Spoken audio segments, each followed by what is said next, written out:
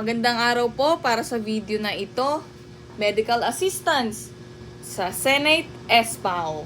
Etong video po na ito ay tuturo ko naman po kung paano at saan po ako nag-apply online. Kaya nakakuha po ako ng 10,000 pesos na guarantee letter. Tapusin nyo lang po ang video na to, sundan nyo lang po, napakadali lang po. So let's go, start na po natin.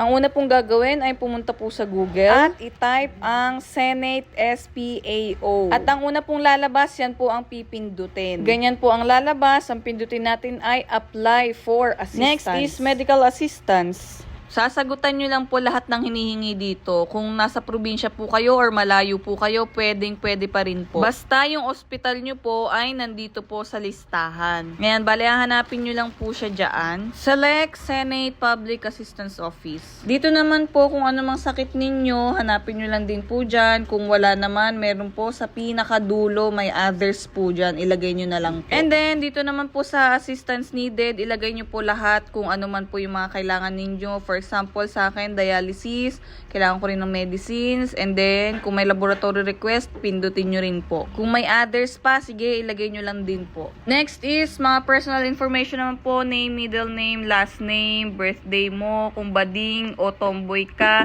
hala, ilagay mo kung ano ka pinanganak. Single, married, widow, dyan, pili ka lang dyan, tas Filipino, magkano ba yung kinikita nyo? 100k, hala, ilagay nyo para di kayo mabigyan.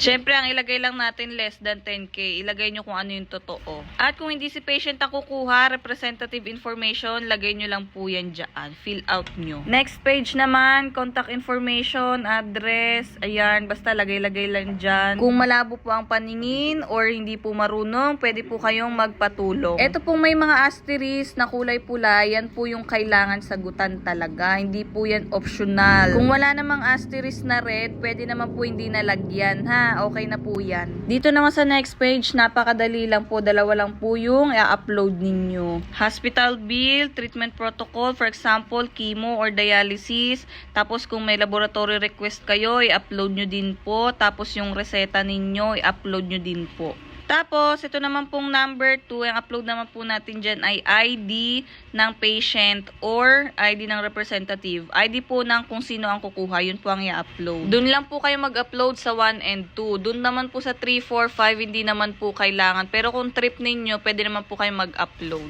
Tapos next, ayan na po ang pinaka-last. I-check lang po yan. Yan, i-check lang. Dapat naka-check. Tapos agree and submit. Diba? Napakadali lang po. Siguraduhin po natin na yung number po na ilalagay nyo doon sa website ay active po. Doon po kasi sa number nyo magte-text ng update kung ano na pong lagay ng papers ninyo. Tulad po nito, nag-text po sila July 7. July 7 po ako nag-apply. Yan, so natanggap na nila yung application ko. Tapos July 8, nag-text po ulit sila na pinaprocess na po yung application ko. And then, ang next na text na po nila ay July 20. July 20 na po ako nakatanggap ng guarantee letter. Hindi po kailangan ng laptop, hindi po kailangan ng computer. Pwede pong mag-apply. Sa cellphone lang po. Yun lang po yung kailangan. Wi-Fi or data, tsaka cellphone para makapag-apply po. And then, magte-text na lang po sila. Tapos, kung anong hospital po yung nilagay nyo doon na po papasok yung guarantee letter ninyo. Lang guys, kung napanood nyo na to, mag-apply na agad kayo para napaprocess na yung papers nyo. Thank you, God bless us all, and peace be with you.